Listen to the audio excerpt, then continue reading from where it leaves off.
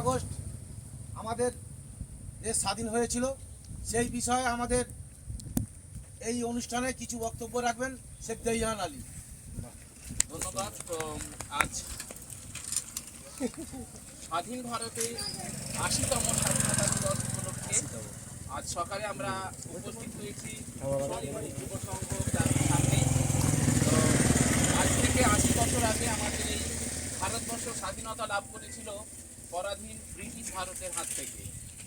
আমরা সবাই জানি ব্রিটিশ সরকার তারা কিভাবে সারা পৃথিবীর বুকে তাদের অত্যাচার চালিয়েছিল, তার মধ্যে আমাদের ভারতও জড়িত ছিল। তো অনেক রক্তর বিনিময়ে, শহীদের বিনিময়ে, অনেক প্রাণের বিনিময়ে আমরা আমাদের দেশকে স্বাধীন করেছিলাম। তবে ভারতের স্বাধীনতা আন্দোলনে যদি প্রথম যে জাতি, যে ধর্ম এগিয়ে এসেছিল সেই ধর্ম হচ্ছে ইসলাম ধর্ম, এবং সেই ধর্মের মাদ্রাসা থেকেই প্রথম ঘোষণা হয়েছিল, ফতোয়া জারি হয়েছিল যে এই দেশ থেকে ইংরেজদেরকে আমরা ছাঁটিয়ে বিদায় করব। সেই প্রথম ফতোয়া জারি হয়েছিল মাদ্রাসার মৌলানা থেকে, মুফতি সাহেব থেকে। তারা ঠিক করেছিল যে এই ভারত থেকে ইংরেজকে তাড়াতে হবে।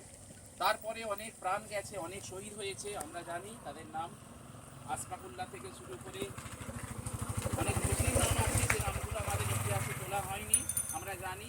কিন্তু তারপরেও আমরা বইয়েতে পড়েছি বিনয়, বাদল, দীনেশ, ক্ষুদিরাম, প্রফুল্ল চাকি, মাস্টারদা সূর্য সেন, অনেক কাজী নজরুল ইসলাম থেকে শুরু করে রবীন্দ্রনাথ, সবাই তারা দেশের জন্য আন্দোলন করেছেন, জেল খেটেছেন।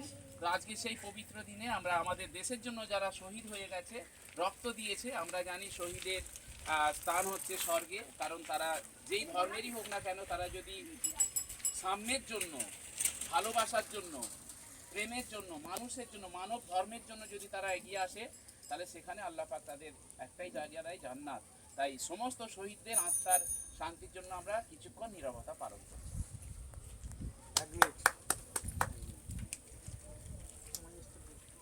সময় শুরু।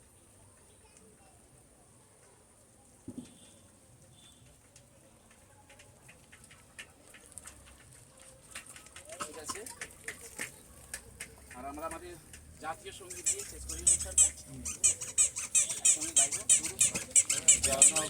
মন অধিনায়ক জয় হে ভারত ভাগ্য বিধাতা, পাঞ্জাব সিন্ধু গুজরাট মারাঠা দ্রাবিড় উৎকল বঙ্গ, হিমাচল যমুনা গঙ্গা উচ্ছল জলধিত রঙ্গ।